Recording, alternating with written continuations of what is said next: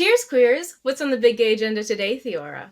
Today, we're back for another episode of Why Do We Love This Show? And today we're going to be talking about Yellowjackets, all the seasons. Instead of diving into every single scene like we do on some episodes, today is just going to be an overview episode, mostly focused on all the queer stuff that happens in Yellowjackets, because there's a lot of it. There's so much. There's so much. Just... I started seeing the thread, like, did this show just get queerer? Like, it just keeps going. And I'm so proud of them for that. Like, they're not that type of show to be like, oh, we put it in there, you're welcome, now let's continue. No, they're like, oh, you thought it was queer? Let's throw in some more for you. Here you go. Exactly. Also, joining us today is our friend from Lez Hang Out, Leigh Holmes. Woo. Thanks for joining. Welcome, Leigh. Hello. I totally butchered that. That's okay. I just have so many names. You gotta get all of them. There's lots of names. But hi, oh my gosh, I'm so excited. And I can't wait to talk about all the gayest things on Yellowjackets. Yeah. Okay, so wait, before we begin really quickly, when did you first watch Yellowjackets? So I started watching Yellowjackets the day it came out, just about. Yellowjackets launched kind of on the heels of when we had put out our first musical, which is The Flame, and it stars Jasmine Savoy Brown. And so I was like, Jasmine's in a show. I hear it's going to have like some gay stuff going on. It's going to have Melanie Linsky's in it. Like, I'm in, right? Sold. So I like, from the get-go, I was ready. I was like, I have a subscription to Showtime for this. Let's do it. And my wife was less sold because she was like, it looks spooky. And I was like, that's okay. And so she watched season 1 and stopped, and I have remained committed to the whole thing. It's a lot when you're not prepared. She's also not a horror, spooky, scary person at all. Like, that's fair. Yeah, not her thing. And weirdly, like, the cannibalism didn't override all of that for her. So, you know, she couldn't run. All right. So you ready to get into it? I'm so ready. All right. Well, I think we should start with the gayest plotline of all that goes through the entire show. It was evident to me in the first episode. And that's Shauna and Jackie. Can we start with them? Because what the hell? Because I found the show and I was like, oh, queer stuff happens. That's all I knew. And I was like, based on a true story, like, soccer team gets lost in the woods. So, like, my wife, who's an outdoor disaster enthusiast, was like, yeah, that sounds great. And then I'm watching it and I'm like, oh, so it's Shauna and Jackie. They're the couple. And then it, like, never quite panned out. And I was like, why would you write it like this if you didn't want us to ship them? I think, so Theora told me about this show, and that's usually a lot what happens on this podcast, and I binge watched it, and then it becomes a point where, like, I watched more than her at one point, but I'm pretty sure I spent the first season asking Theora, oh, so it's these characters, and then Theora never doubts, gets a text from me being like, they're all queer, they're just all queer. Just accept it. So the thing is, we, as someone with a podcast where like we have a dedicated segment on exploring the extremely, extremely gay non-canonical things in media representation, a relationship like Shauna Jackie is just, it's like getting a present on Christmas morning. You know, there's just a nice bow on top. There's a little note like Santa came, and you're just like, oh, yeah. every trope that you could want to have in a closeted teen repressed love story, it's there. It's there for the taking. They're obsessed with each other. She's fucking her boyfriend. Like, I have trouble with subtext, and even I got it from this storyline. It's so much. It's so much. And then Jackie haunts Shauna, quote, forever. Like, it's the ex you never get over, right? Like, is that not what that is? It's really something, and I just feel like it brings me joy brings me joy to have that, like, in a show that has legitimate queer rep, which I'm sure we will talk about as well. Absolutely. It still brings me joy to be like, yes, this is actually a legitimate form of representation in the media for us. We feel seen with this, you know? It's so sad, but like we're just so used to it. But again, go to Thailand. That will never. Well, I mean, that will happen, but they will be queer. It's just they have to be slapped in the face multiple times that what they're doing is gay. Yeah, I just think I feel like Shauna and Jackie are great because the thing is, all the shit in the show aside, like, okay, sure, Lottie's crazy, creepy, spooky wind in the trees. There's like, a mysterious, blind, no-eyed man. Like, all of that aside, I think one could give a convincing TED talk of the fact that the forbidden, unspoken, like doomed love story of Shauna and Jackie is actually legitimately responsible for 90% of what happens to these girls, right? They go off the deep end because Jackie dies and Shauna loses her fucking mind. They become cannibals because Shauna literally wants to consume Jackie's entire body into herself. Like, there's so much stuff that is just like everything goes off the rails, and I think all of it kind of traces back to these two wanting to fuck so badly in high school and not being able Absolutely. to. And truly, it's a tragic love story.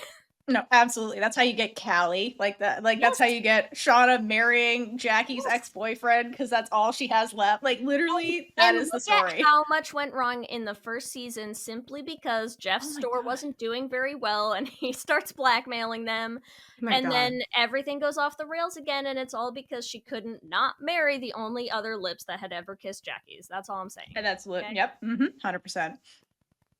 And that's Yellowjackets if you've never seen it before. Like, that's the whole show. That is and scene. The best. It's good. Yes, that's Yellowjackets, a recap. Oh my gosh. But dear. There was a moment in the beginning of season 2, the first episode, where they're just panning to everyone sleeping. And it's when Jackie is outside in the cold. But Shauna still makes sure to have that empty, like, her arm is literally across, like, Jackie is in her arms sleeping. Yeah, you mean their go-to sleeping position? Sure. Yeah. Yeah. Sure. Yeah. That's totally normal. That season, the season 1 ending, season 2 open, those were rough. Those were homo-traumatic. Yeah, I mean, I will say, listen, like, as much as I'm gonna say this is queer rep, that also means it's a legitimate barrier gaze. And they still hurt. They still hurt us deep in our little gay hearts. It hurt watching Jackie die. That's what fanfic is for. That is true. Okay, thank goodness for fanfiction, just in general, because you help us. It's therapy. I feel like we should be paying for fanfiction at this point because it's amazing. Truly. Listen, fic writers really doing the most out here. Like, without you, we would never get to see Shauna top Jackie, and truly the world would be a worse place for it. So, right? I do have to say, the two of them annoy the shit out of me. But I'm all here for the story. It's because they want to fuck each other, and they have that it. That's true. Why they're annoying. It's just really listen. All of Yellowjackets could have been solved if they just did their thing, calmed the fuck down, and then we're sane, happy people, and then we wouldn't be where we are. Like, to Leigh's point, like, the whole fucking crux of the show is that these two are butting heads constantly because there's just something unresolved between them, Mm-hmm. And it will never be resolved. Right. That's the thing. Like, and that's why I think it's so funny, because when you watch, like, Melanie Lynskey playing adult Shauna is always so fascinating to me, because especially right now, I mean, in season 3, like, teen Shauna is like a fucking psychopath. I want to throw off a cliff. Oh my god. Oh my god. She's the craziest one. She's the craziest one. Craziest one. Right? And so it's like the somehow stark difference between those two has always been, I think, a really interesting part of the show to me. Because I don't think Melanie, listen, you're gonna tell me that, like, queer icon lover of the gays Melanie Lynskey does not know. Like, she knows. she knows what teen Shauna's storyline is, you know? Totally. And so it's like, but I feel like it's in there, but she really only lets it out for like very specific moments when it's needed, you know? And I'm like, it's so good. It must be so fun to just like always have that in there, and you just save it for like the one moment where you're like chopping a fucking rabbit for dinner, you know? And then you're just like, and now I'm fucking crazy bitch. And you're like, what? No. Yes. Oh Yes, my Melanie, let it out. She's so good. I can't wait because it has to come at some point, right? Like there has to be. We're gonna get to see Melanie Lynskey be that Shauna at some point, and I'm like, oh, it's gonna be so. It's gonna be good because you're getting more and more like little hints of it, you know. Yeah, Shauna's not okay, regardless of what time it is. Shauna was never okay. Like, we were just talking about this the other day. I was like, Shauna was off the rails before the show started. Like, because she was like cheating on Jackie with her boyfriend and like, so, and pregnant. And like, she was already off the rails. Then the plane crash happens. She gets worse. And then they leave and she's still not okay. Like, she was never okay. Shauna was last okay circa 1996 sometime. It's right. Being bored of like, you know, days since Shauna was okay. It's just an okay. Seriously, days since days it that counter started when she laid eyes on Jackie. Oh god, yeah, 0. It was always 0. Two, man, those two are something. They are something. Can we talk about season 3, Shauna? Yeah. So as of recording this, then we are only 7 episodes into season 3. But can I tell you, when that kiss with Melissa happened, the way I almost out loud on my train yelled, "Certified girl kisser, Shauna Shipton." Like, that moment, incredible. Okay. Incredible. Canon. Queer rep for Shauna. I can't believe we got that, first of all. But I was rewatching this show for this episode, and I was looking at this girl in the background. I'm like, girl with the backwards baseball cap. There's got to be something to you. And I was going to bring that up. And then, of course, we get to season 3. I'm like, well, damn it. Okay. We got less characters in the characters that don't know their queer section. I'm like, all the characters in that section are now in the queer section. I'll take it. I'll here for it. Yeah. I was like, I knew something was up with that girl. There was a lot of backwards baseball hat and open short sleeve button down going on. Yeah. We see you, Melissa. We see you. Not gonna lie, I didn't see Melissa because I forgot who she was. And so I was watching season 3 and I'm like, did they cast new people? Like, who is this person? She's in there. I forgot about her. They do that every once in a while where they'll actually show the other people who are there and you're like, oh shit, there's more people. What's your story? Yeah. No, they've been there. Like, Melissa's been there. Akila's been there. Like, I mean, it makes sense. It's a whole soccer team with her little like dead mouse. I mean, like, they've been around, but it does feel incredibly true though, especially for like like late 90s kind of era. It feels incredibly realistic to have so much of this team be gay and none of them are out yet. Like this should have been the kind of revelation that you got at like their 10th high school reunion, right? Like where half the team shows back up with like a fucking girlfriend on their arm. Like that feels incredibly realistic to have them suddenly be like, well, listen, if I'm not gonna fuck a girl now in the woods, when is it gonna be? Maybe never, right? Like, well, also, like, yes, agreed. The time period, think about it. So, like, it's the 90s. Is that when this is happening? Okay, what was also happening in the 90s? The U.S. women's national team was becoming popular. That birthed a whole bunch of gays, like, for decades. So, like, I'm not saying it's related, but it happened around the same time. I am saying that.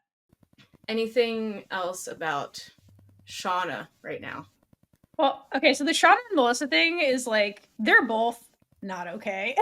And I get, my take on them is like, I'm glad that it's canon. So we got canon queer Shauna, because like, come on now, Shauna, as we've stated, like it's been there the whole time. But it feels like to me that it's just like Shauna this season is on a quest for power. Because, like, I think she has, like, postpartum depression that's undiagnosed and untreated. And so she's definitely not okay. And then, like, there's this whole like power struggle happening between her and Natalie. And so like Melissa being in her corner almost unconditionally, weirdly out of nowhere, I think is like the attraction, because she's like, yes, power, yes, do what I want. Like, I think that it's that more than anything else. Like, I don't think it's like I'm actually attracted to you as a person. It's more like I like this power I'm getting from you. Listen, let me play devil's advocate. I think Melissa has wanted to hop on that for a long time. Sure. A long time. And I think Melissa was like, why am I the wrong fucking tiny blonde on this soccer team? Like, what is going on? You can call me Jackie, it's fine. Right. And like, and now I feel like she's tried to give it like an appropriate amount of time to like, you know, mourn, digest all the important stuff. And I think she's now like, I'm gonna make my fucking move, because like the odds that we all make it through another winter low, slim to none, you know? So respect to Melissa is all I have to say. Also, I just want to say I love that they not only gave us more queer rep, but I was just at there's a little convention that happens in Long Beach every year that's called TGI FemSlash, where it's just like, do you want to come and like nerd out about queer media rep? And I was just there, and one of the things that we were talking about is we were thinking of like designing a shirt where it was like, sometimes love is just a dyke and a knife. Because of like the parallels that you get with like the Agatha all along, like Agatha with Rio up against the wall with a knife, and then like killing Eve like up against the wall with a knife. And I feel like we stand that we now have another, like, I'm gonna push you up to like against, in this case, a tree with a knife, and all you want to do is make out with me afterwards, because valid, Melissa, you're so real for that. But does Shauna actually like Melissa, or is she just pretending it's Jackie? Where I was coming from with Shauna's point. I think Melissa made the first move, so like I agree with you that she's into it. I think Shauna's power tripping, but that's just me. Oh yeah. But listen, yeah, no, it definitely makes sense. Shauna would eat up having another, like, I need another like tiny blonde soccer player to tell me that like I'm hot and amazing and powerful, and no one's appreciated me enough. Like, come on, validation. Man. She needs validation. That's what it is. She really does. And therapy, but that's another story. Shauna's gonna have a praise kink, is what we're saying. Okay. Yes, 100%. But also because she basically buries down the queer tendencies in her. Yes. After Melissa, like, we don't see any queer tendencies in adult Shauna, so like she just. Well, I mean, she does hallucinate her dead girlfriend. Yeah, that's what I mean. I mean that. Yes, that too. But I mean, about Jackie all the time. Other than that, 20 years later, she does still do that, you know, with striking frequency. But I mean, sure. Otherwise, nothing. Yeah. Yeah, and it's very convenient that she can fully conjure what she looks like. Yeah. In vivid detail, yeah. Yes, yeah. There's that. I am honestly shocked that in 3 seasons, we have not yet gotten one of the scenes of her hooking up with Jeff with Jackie watching. Like, it's gotta be coming. It's gotta be coming. Listen, writers, Yellowjackets writers, you do with that what you will, okay? Oh, you mean like in the present and like Ghost? Oh, in the present? Yeah. Oh, shit. Yeah, because in the past, Jackie didn't know about any of it. I want Shauna just fully locking eyes. Right. Make it messy is all I'm saying. Messier. I can see that happening. That we need the confrontation. Yeah. Like, Shauna just like keeps talking about Jackie for some reason, and Jeff's like, were you actually just in love with Jackie this whole time? There was no book club. Shauna would never answer that question. That would be the Jeff revelation of a lifetime. He has to know. There's no way he doesn't know. Come on. I know. And I'm even saying that as like, I legitimately love Jeff in this show. I think he's great. He knows, man.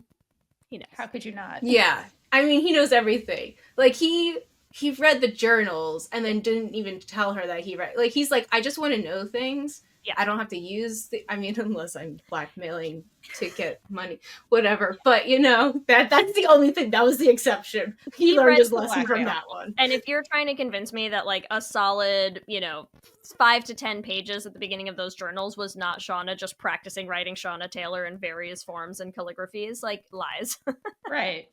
Incorrect. Or So, she does she does the thing that like teenagers who don't know they're in love with their best friend do, where she's like, God, her stupid perfect hair and like all of this kind of stuff. It's just like a nasty, like, I hate her, but it's like really sexual and stuff. You're like, what the hell is this, Shauna? I bet Jeff doesn't even make her come. Listen, die. Right, exactly. Could you imagine him reading that? Like, what the fuck, Shauna? He's like, I'm gonna get a drink, put this down. Honestly. Anyway. All right. Should we move on to the other canon queers? Oh, canon gays. Oh. Ooh. Yeah, so we're going to interrupt this episode to bring you a few brief shout-outs over from our Chaos crew members on Patreon. Ooh, let's see if I can get my webcam to work. Yay! You got this, Theora. Woo! That was so quick. That was really fast. That was too fast. I know. Sorry, Patreon. Okay, so our Chaos crew members on the Big Gay Ride or Die tier and above are Dana W, Kate B, Angela, A Mixed Monzone _multi, Natalia, Danny, Cassie M, Jill L, Regina B, and Monet F. And our featured Big Gay supporter members are Jess J, Jada G, and Christina A. Thank you all so much for your support. And as always, we are so grateful for everyone who supports us, whether it's on Patreon or it's just by watching, listening to the podcast, joining our Discord. Any way you can support, because we know not everybody's able to join Patreon, and that's fine. You can also support us a huge amount just by commenting on this video, subscribing to the podcast, sharing this episode with as many people as possible so we can spread the joy of queer content. Like, who else needs to understand that Shauna and Jackie were definitely gay for each other? Yeah. Everyone. So go do that. Go spread that message. Spread the gay agenda. That's what we're here for. That's right. So speaking of gays, should we talk about the canon gays? The other canon gays? Yeah, let's do that. Oh my gosh, yes. Do you want to do Coach? Because his story was heartbreaking with Coach. So, oh, Coach. Yeah, but I like the way they told his story though, because again, like this is a show that's telling basically two stories at two different time points, and queer rights were very different in the different time periods. So I do appreciate that we just talked about some of the kids and their queerness, but then like you had the adult that was basically living through that time period, and how like his whole relationship had to be closeted because he's like, I could lose my job, like all this stuff, and like that reality that seems so distant perhaps to some people now. Like I appreciate that they put that in there, because like that was like not that long ago, where like he really had this fear of being outed because it could cost him everything. So I appreciate that they like kind of sprinkled that in there with like the queer reality of the time and like the queer joy, and it does balance itself out nicely in the story through the time periods. So I did like that. So Ben,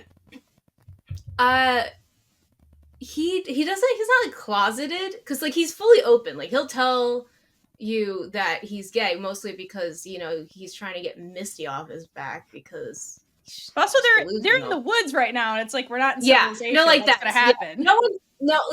Really, this is not the time to be closeted. It's like, I've seen Shauna and Jackie. You're fine with us.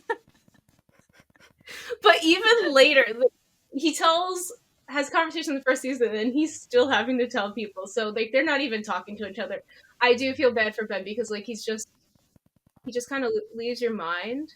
Mm-hmm. So he deserves better in that aspect. But he deserves better than Paul too, because like Paul was like, stay with me, pick me, choose me, love me. So I wish he got the happy ending that he deserved. Yeah, he really didn't, huh? No. Let's be real. Not. Poor Coach, man. yeah. If things were different, if he did not go on that plane, and that's what he tried to live in season 2, if he didn't go on that plane and have to be with these crazy bitches, Yeah. then maybe his life would be completely different. I also feel like there's an interesting dichotomy on the like gay guy to like Teendyke continuum of the in the woods troop in this show, because it's like, let's be real, these girls are fucking batshit, right? Yes. These bitches crazy in these woods, and like there is something kind of funny about watching like their one sole remaining like authority figure, you know, who kind of has like an adult presence of mind to be like, we are not actually suddenly just like savages living upon the earth, like we could still maintain some sense of like humanity and whatever. And they're like, fuck that, coach. Nope. I just think it's interesting, like it's an interesting take on watching how they use those different positions in the show, you know, to kind of put Ben in these situations. But I agree, I mean, I think poor Ben, man, poor Ben, who I wish we'd gotten a little bit more of like what is going on in his mind. Like once you get the episode with the sort of flashbacky, like hallucination stuff going on, you never really get to see them again. And I wish we'd gotten to see more of them, because I don't know, I feel like he would have an interesting story as well, you know, that we sort of only saw like in passing. You kind of catch glimpses of it. Yeah. I feel like if this whole wilderness thing wasn't going on, he'd be like a really good queer mentor, like just like support group leader. Mm-hmm. Yeah, because you know, he knew, right? I mean, like he obviously comes out and says, he's like, I mean, I have caught you two. Yeah. Like I have caught Van and Ty before. Like he's not blind to the whole Shauna Jackie situation. I'm sure he knows about more of them. Like, yeah, he could have been a really like good gay elder for them. And instead they killed him and ate him, you know, like you do. So yeah, as one does when you're one forming your new society. Yeah. So he never wavered in what he believed either, because he never was a cannibal. He never ate anybody. No. And he immediately got his leg chopped off. Yeah. He just always got the short end. No, yeah, he had a real shit time in those woods. Like, yeah, it was not good. He was really not having the you know, good gay fun that the rest of the girls were. So, Shauna, I want you to take a good look at Ben, because that's someone who went through shit and did not turn batshit insane. Well, I mean, again, she was crazy before we got to the woods. That's the difference. He was a more stable human being. She was not. Then you put her in the woods, it made it worse. Fine, you know. Yeah. Which might be a good segue into Ty, eh? Yeah, yes. Who also not okay. No, I did hold on. The dude with no eyes. Everything else, like the whole show is just insane, but like that's what scares the shit out of me. Yeah. Okay, but how relatable is it that it's like a commercial from your childhood that was unnecessarily creepy haunts you forever? Like, yeah. I will say there are 2 moments in season 3 so far that I think are just really brilliant writing. Because the thing is like, you know, you get it, like season 1 is sort of like setting up the show for you, and then season 2 they're like, you thought you were here for cannibalism, you're fucking here for cannibalism, right? And so you're like, okay, I get it, like I get what I'm into now, like I get what the show is. It's like, we're gonna be watching like fucking crazy teen cannibals, we're gonna be watching fucking like crazy adult cannibals now, like just straight up murdering people in like day-to-day life as though that's normal because they're all fucked in the head, right? And so you kind of like start buying into this whole thing of the show where you're like, wow, is it spooky? Is it not? Is there like a mysterious wilderness force that's making these girls kill and eat each other? And is it coming back for them now in the modern day? And did it kill Travis? Right? So like you kind of get sucked into the like, okay, now I'm in the show, like the Yellowjackets world, right? And so I think the two best writing moments they had in the entirety of season 3 so far for me are, one, making the creepy eyeless man be in a legitimate ice cream commercial is so fucking funny. Yes. It's so funny to me to do that. And the other one is the fucking herpetology squad moment, because I'm like, it is so good because you forget, right? Like you're watching these girls dancing around that fucking fire having eaten Coach Scott and with his head right there, and they're all chanting and dancing and prancing around, and you're like, yeah, I'm in it with you. Yeah, woo, yeah, we're dancing. Yeah, the fire, woohoo, this is great. And then this random ass man walks up and it's just like, what the fuck? And you're like, oh. That's Oh no. as soon as I saw that, my jaw dropped. I was like, what the hell is Yeah. happening? Because And it, I was like, like, I need the next calls one. you out too, right? Like you as the viewer in that moment, you are like, wait, what? Wait, what show am I watching? If there's normal people around, then actually maybe we're all a little fucked inside. I don't know. And it's so good. It's so, those are like, I think those are the two best because it's like a twist that nothing could, like, of all the things that you start getting used to in this show where they're like, oh, you're gonna kill another person, great, Lottie died, I guess that's what's happening, right? You're just like, nothing shocks me anymore except for actual like mundanity. Yeah, that's insane. Suddenly the wildest thing that has ever happened is just Robbie from New Girl showing up in the mix. And you're like, what? No. What's Season happening? 3, I was like, because you do kind of get used to like it's kind of like a formula for them. Like they go through all this and then they eat someone loses their shit, they eat someone. But then season 3, you're like, wait a minute, we're not eating people? Yeah. And then until we eat somebody. But until we eat somebody. And then the second they eat somebody, just a random normal ass person from like just the regular world of society shows up, and you're like, oh fuck. But I remember watching that scene, I'm like, oh look, they're being happy, they can finally be happy, they're singing. And then I'm also realizing, wait a minute, is that what the background vocals are through this whole thing? Yeah, is the this fucking whole frog show is incredible. And like they're mimicking the frog. So like I thought, well, we didn't see the frog thing yet at that point, so I thought it was their voices, like them in the background, because like they were mimicking the same thing. Yep. No, it's fucking wild. It's wild. The other thing that's wild, I'll bring us back to Taisa real quick. How long has Taisa not been Taisa in season 3, and what's happening? And like that girl's fucked. That girl, she is also not okay. She has like schizophrenia. Okay. No one's doing well. I feel like Ty has DID and is a system, but I mean, we only know like the what's other. DID mean? Oh, sorry, dissociative identity disorder. Oh yes, she for sure does. Yeah, so she'll have a new I don't know what the right word is. Personality, I guess, come through. It's not really personality, but just like a new an alter step forward, and she won't be conscious of it, and she won't even remember that it happened. So that's why I think that's what she probably has. Why some of them seem to only vaguely remember that she has a wife and child, you know, like it's a lot to keep track of. No. First of all, I was tracking the Yorkie because I was so scared the Yorkie ended up like the first dog that she had, and I was like, so where's the Yorkie in all of this? Why is she able to be with Van right now? Yeah, I'm so scared for this Yorkie. Eat that dog, Caitlin. I'm so sorry. So sorry to tell you this, but like they're eating that dog at some point.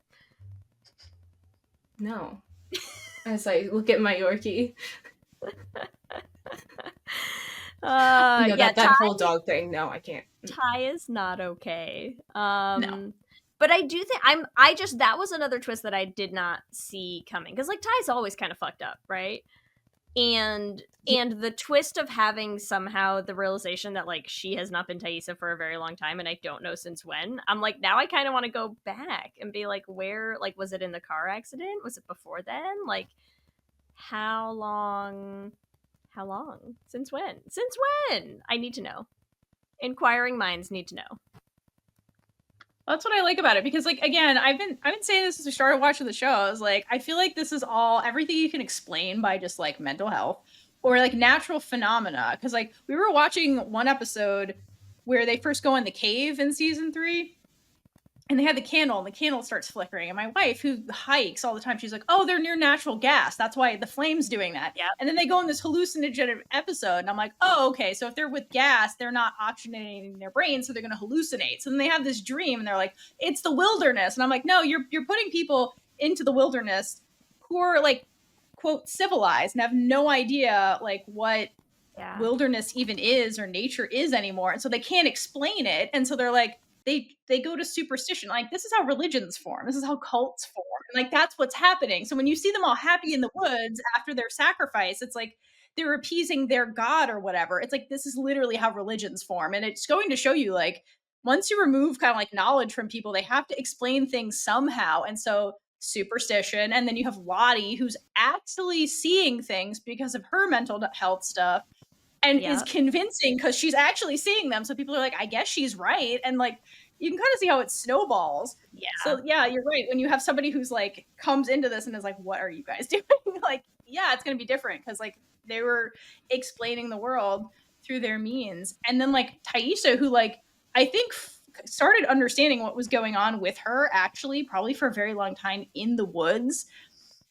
And that's terrifying to be like, wow, I'm doing things and I don't even realize, like, how terrifying is that? And then to have Van, who's like who's a kid trying to support her through this, like, that's a lot. Like, their relationship has been a lot for quite some time. And then when they jump into adulthood, it's kind of still that dynamic. Like, Van is the grounding force and Taisha's like off the rails because like she still hasn't gotten the help she needs.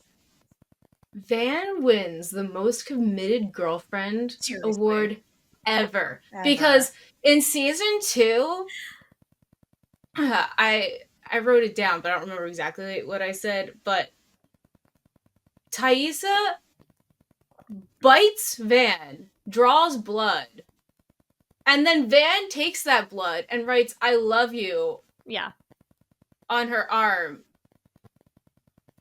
I'm like, girl, you're strong.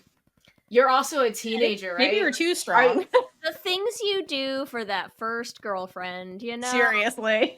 When you're the only gays in a small New Jersey town. You do what you gotta do to hold on to them. Yeah, that is unfortunately true.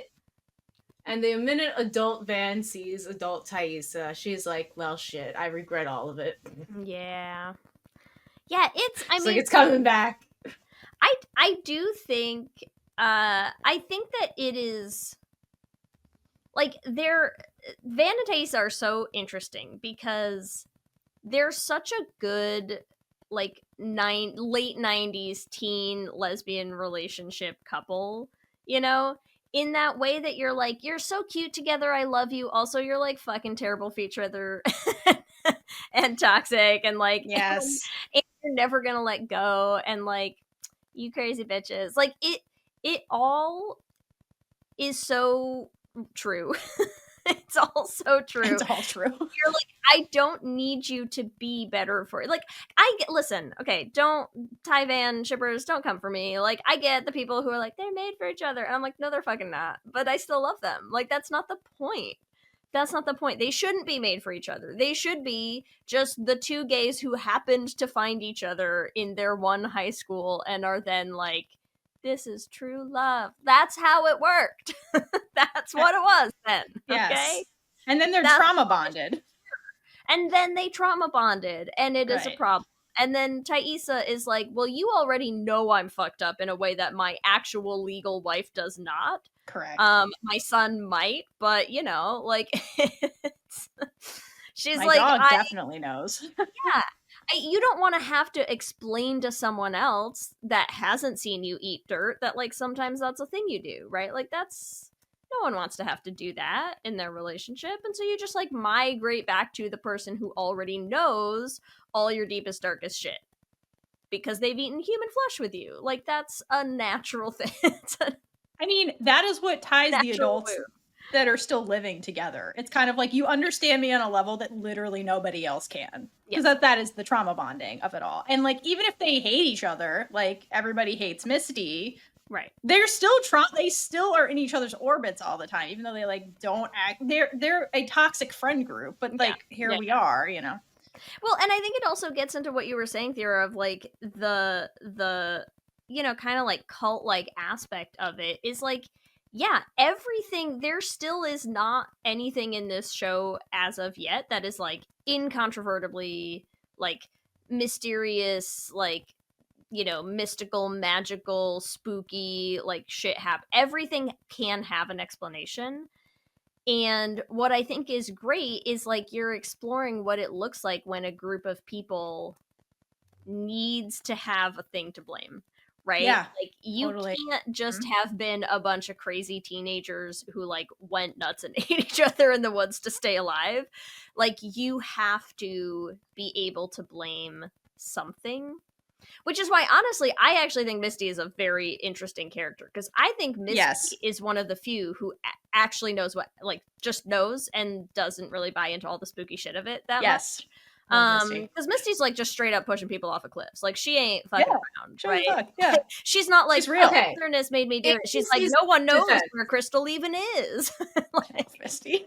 In Misty's defense, she did not push Crystal, because I made sure to watch for that, because I thought she pushed her off too. No, she just got her too close and Crystal fell. I mean, yeah, sure. But she didn't push her physically. She like led the horse to water, though, you know. Yeah.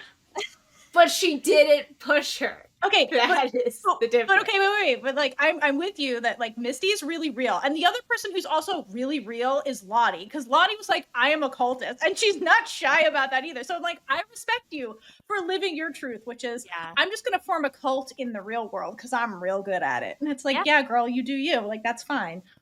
Yeah, sure. But I truly believe they are at like opposite ends of the spectrum in terms of like, agreed, how much they truly believe that there's something supernatural going on. I don't think Misty thinks there's anything supernatural going on, and when she talks about it, she doesn't even sound like she does as an adult, right?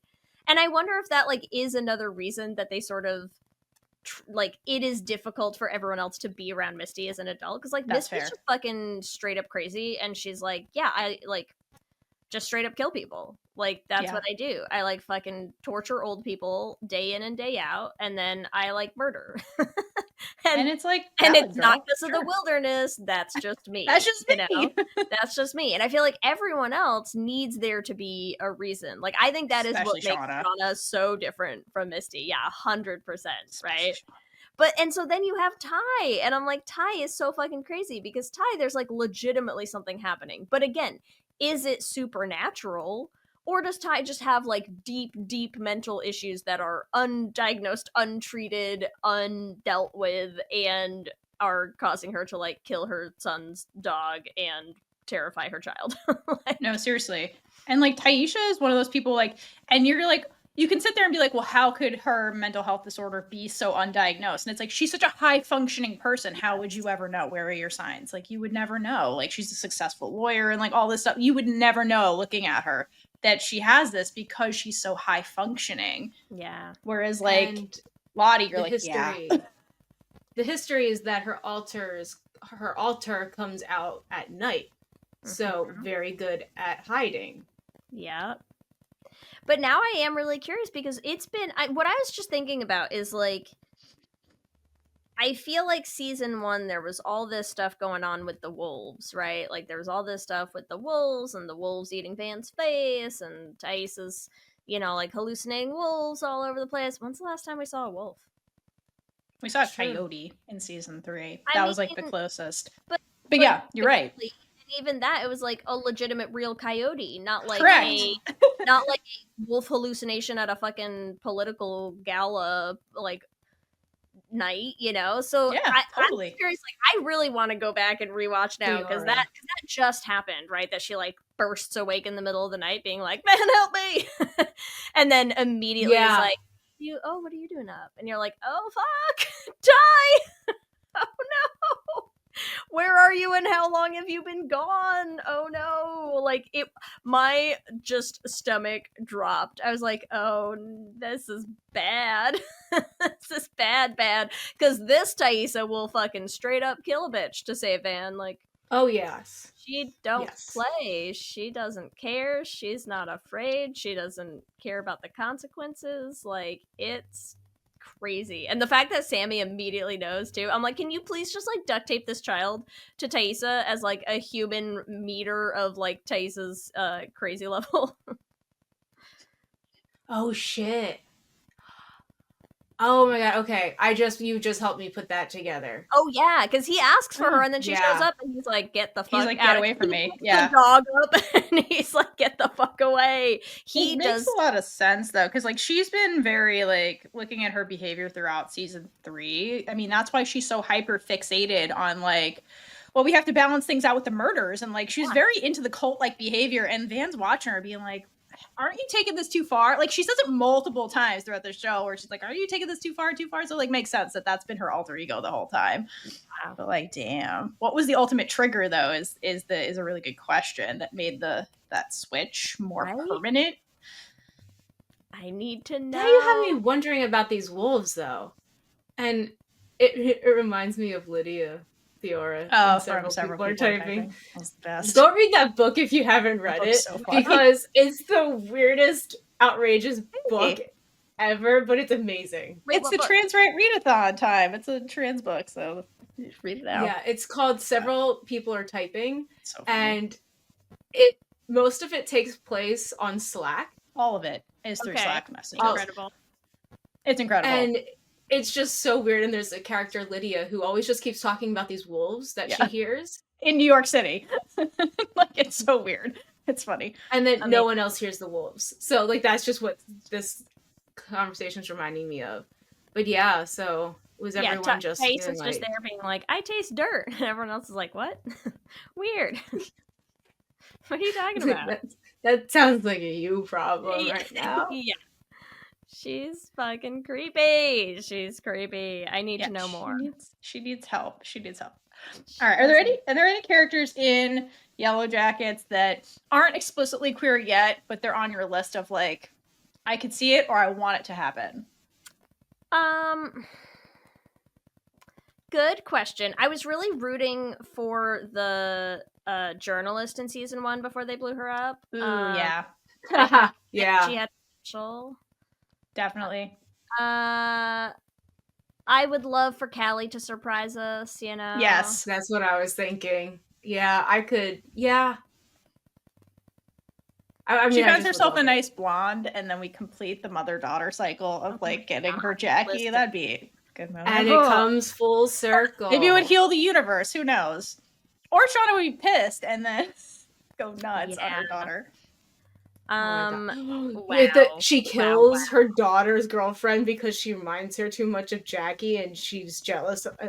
Sorry, right? This could all snowball into craziness. In such a happy, upbeat show, I don't know why you would go to such dark. Why would you think that? But no, Leigh, joke, but like I make the most upbeat shows really dark. That's just my specialty. God, I don't know. It's so hard because I'm like, who isn't gay in this show? I feel like I could see Mari being gay. Yeah. I could see that. Also, I look at her. Just because Teen Nat in season 3, I'm like, why are you so good looking? I know, seriously. Yeah. No, I look at Natalie and I'm like, on point. Like she's got that whole like the tank top and the little bandana and the hair, and I'm like, why is it working for you? She's like, honestly, Natalie the entire show. The entire show, like there's something. There's like Natalie, yeah, she's got vibes. So I'm gonna say Teen Nat, and that might just be me projecting. It's fine. It's fine. That's valid. I think like for Natalie, she's just like the person. I just pansexual Natalie. I can see that. Yeah, I don't think she cares. It's just like she'll take it as it comes. She's here for the vibe. Whoever. Yeah. I can see that. I But, would like like, Misty to everybody I find a would nice think of woman. That'd be good too. Like somebody Yeah, who I has was thinking nothing to about do that. with any of the woods shit. Just somebody who out of left field and just like extract her from all the nonsense. And like so Hey, she can man. go on a healing journey. We don't know what Hilary Swank is gonna be in season 3 yet, right? Right? She could be Mm-mm. Misty's girlfriend. That'd be fine. Like Yeah. get her out of this toxic situation and let her heal somewhere. Yeah. No offense to you, Elijah Wood, but Yeah, no. You're feeding her like murder frenzy a little bit too much where it's getting unhealthy. Like she needs a complete I don't- change of everything. I don't trust him this season. no. There is something weird going on, just in general, but I don't know. Like, I was looking at Misty and I was thinking, I was like, I don't know if I could see her being queer. I mean, like, I wouldn't mind. There's no one in this show I can't headcanon as gay. Right. No, quite honestly. No, at some point she was, but like, I was just like, I just there's some like adult Misty. I don't know. There's just something.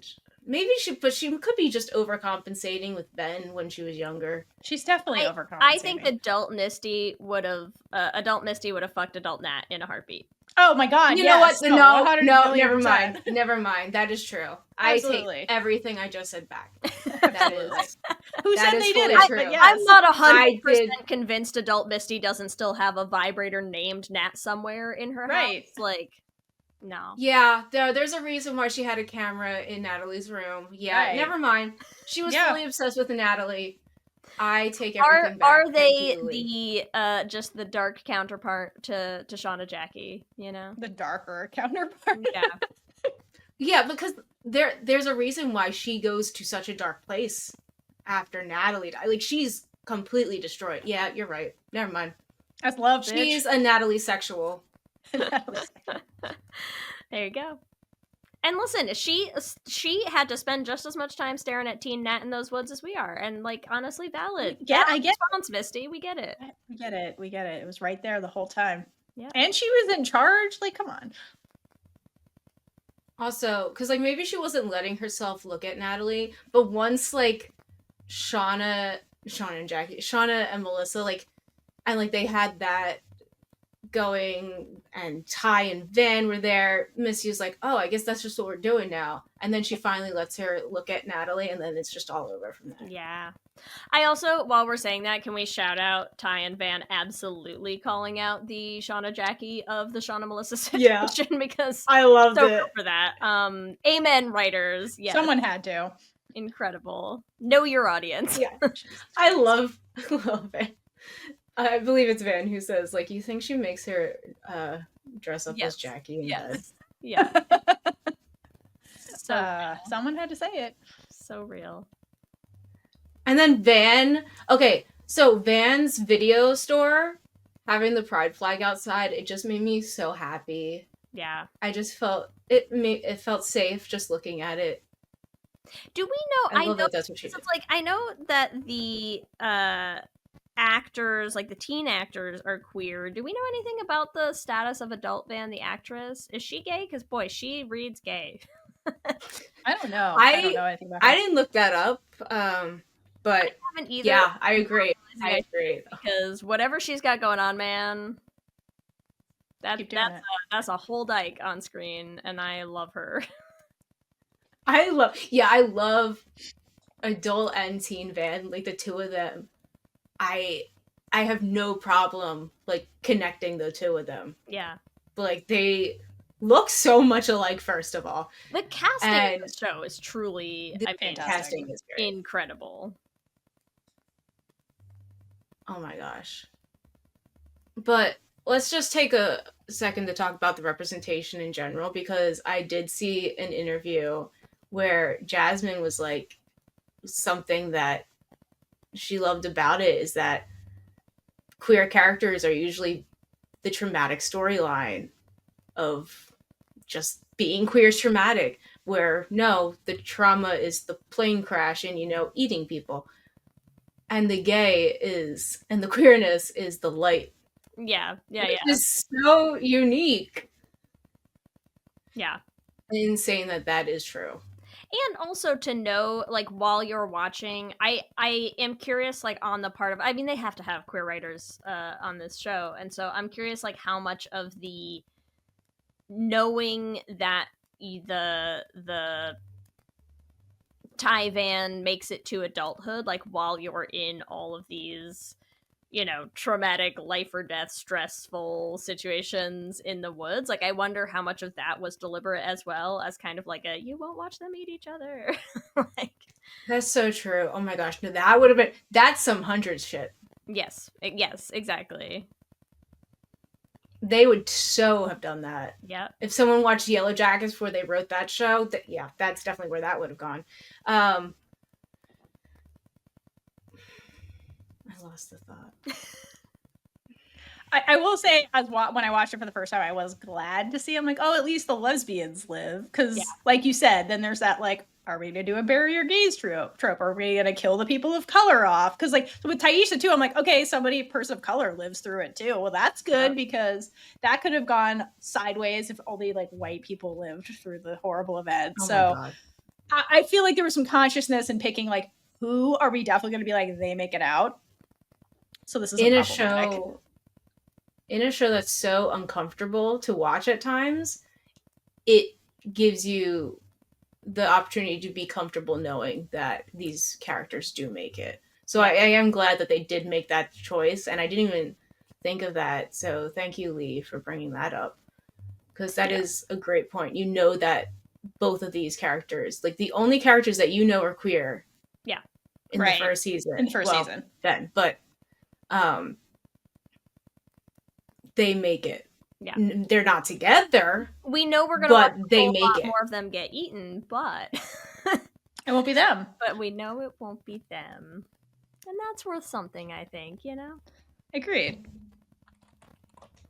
The bar is so low that we just want to make them sure that they live, and that is sad. But we are heading in the right direction, as long as we keep advocating for the representation needed, and that's just people being people and people eating people. Exactly. Yeah. But like that's something I love about the show too, not the eating the people. It's I love it. I was watching season 3 and I told Theora this. I was like, do I like any of these characters? I don't think I care about any of them right now. I love But it's just because I did figure out who my favorite is. But okay. It's just the characters are so complex. Yeah. That you're not meant to only hate one or only like one, because there's times where you love and hate the character, and that's because they're people and they're written as complex people who are just going through life in these shitty circumstances, going through mental health struggles, and that's okay. They're not trying to write it as a fable where you're like, the moral of the story is, it's like, no, you took children and threw them in the woods and were like, live, and they did what they had to do. Like, that's basically the story. And a lot of them had undiagnosed mental health issues. It got worse. They don't have true villains and heroes. No, like, because man versus nature. Because sometimes writers write where this character is just good and they're above everybody else. No, there's going to be times where this person is acting better than the other person, but that's just because, again, we're all fighting for our own best interests as people, because that's what people do. That's real life. So basically, if you're studying psychology, you should be watching Yellowjackets. Yes, this is a case. Yeah, this is a good psychology kind of study, and like human behavior. When you take, again, children from, quote, a civilized society, throw them in the woods. What do? How do they survive? They form a society. They form their own rule. They had, like, again, the lawyer thing. Like, they were like, okay, we have some system of justice that we're doing, and then you can call it cruel, but, like, I'm sorry, let's go back to England in, like, what, the 1600s? They were hanging people. Like, I mean, this has happened before. So it's like, you can't be like, wow, you guys are terrible. It's like, human history is littered with worse things than this. So they're being humans and doing their best. And it's fascinating to see, like, I really like the cult aspect, because it's like, yeah, this is how superstitions happen. It's just like, they have to explain it, and they have no background in science or psychology. They're kids, so they're just like, I guess the wilderness is telling us to do this. Like, Yeah. you know, like, well, and they also do have like, you know, the fucking enabler that is Lottie there being like, yes, make more shrooms. I think Oh this my will help us God. think through this clearly. seriously, I was like, what we were watching Up a yesterday. I was little like, gas, Aquila. That will help us. yeah, again, because again, like she's so convincing because she is legitimately hallucinating, and so it's so real to her because it is real. Everybody else is like, I guess we should get on her level. It's like, no, don't get on her level. Yeah. But they're desperate, so it's like, What else are you I gonna can see do? how they do that. I have to know though, Caitlin, who's your favorite?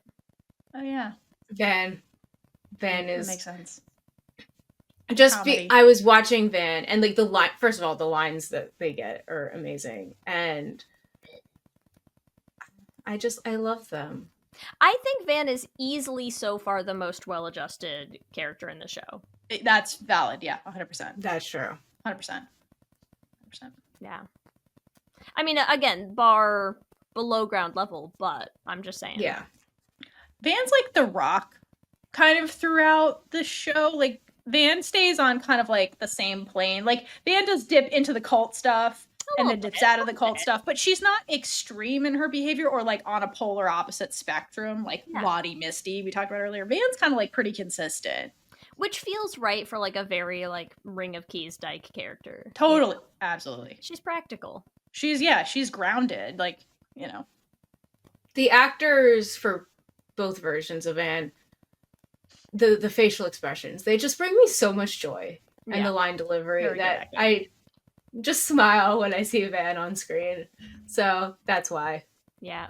Yeah. That's fair. But they all have their moments. Most of them.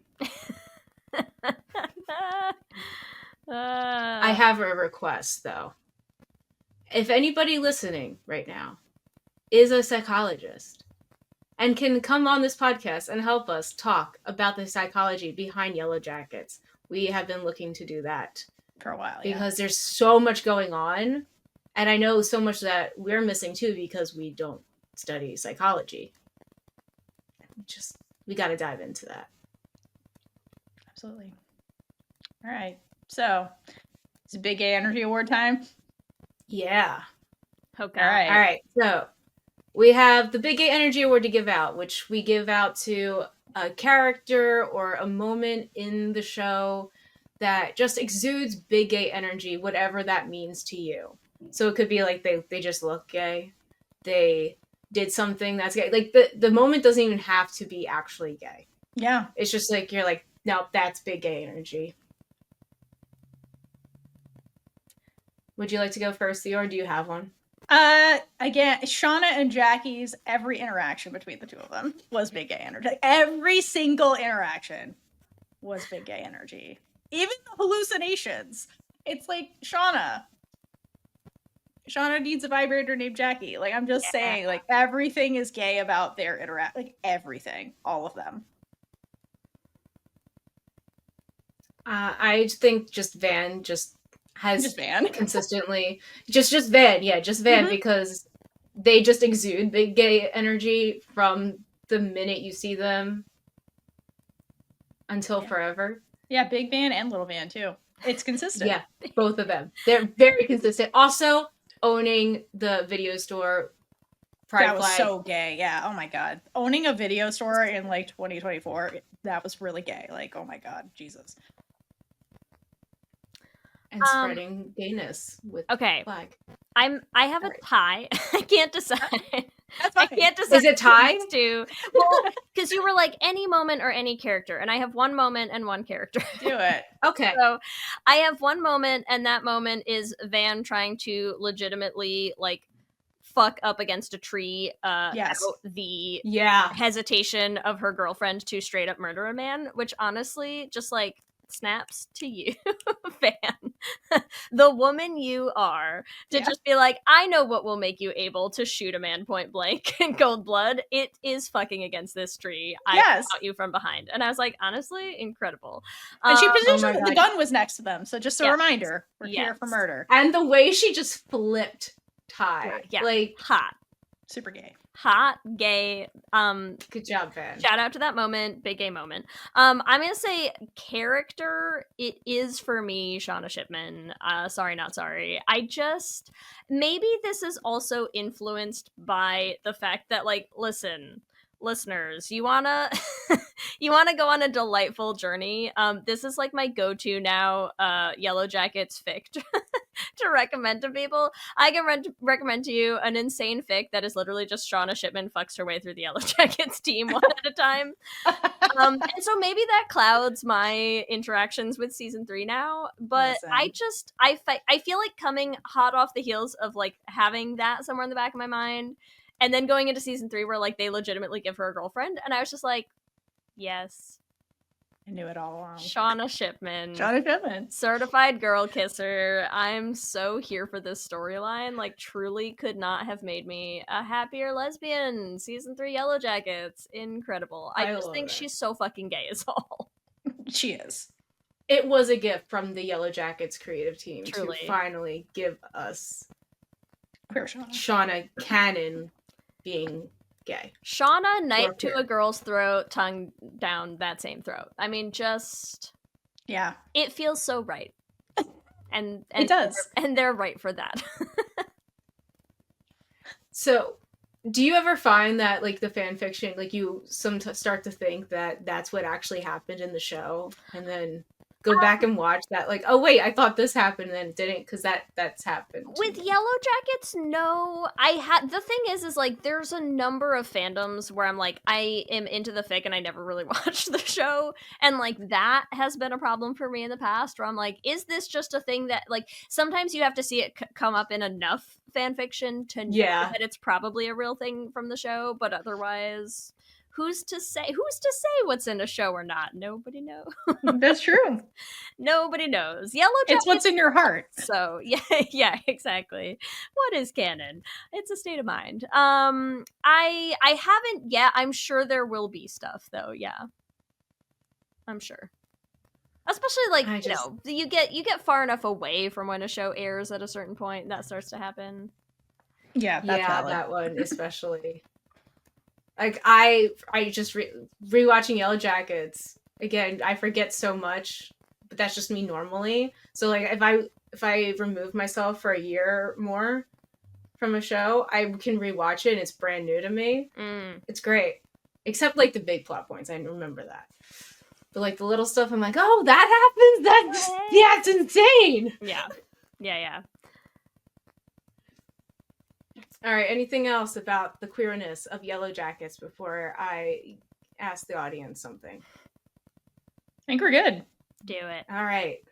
So, I have another question for the audience instead of a word this time that I want you to use in a comment or answer even in a review, because when you review the podcast and you use our secret words at the end of the episodes or answer a question, I just find that be hilarious. Just people going through reviews and just being like, what the hell is this? Anyway, so I just want to know, what would you give the Big Gay Energy Award to in Yellowjackets? Yeah. Because there's no wrong so answer. much.